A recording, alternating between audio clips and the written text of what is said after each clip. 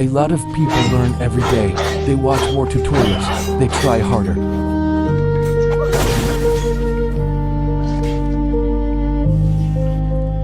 And somehow they stay in the same place.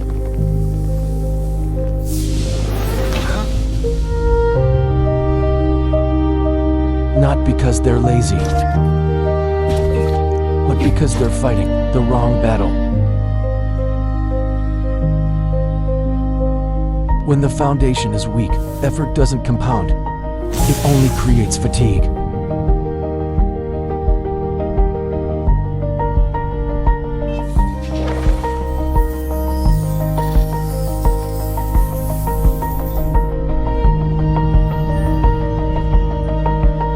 Learning isn't about doing more.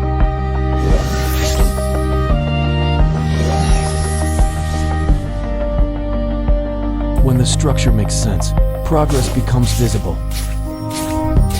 Learning isn't about doing more. It's about building the right foundation.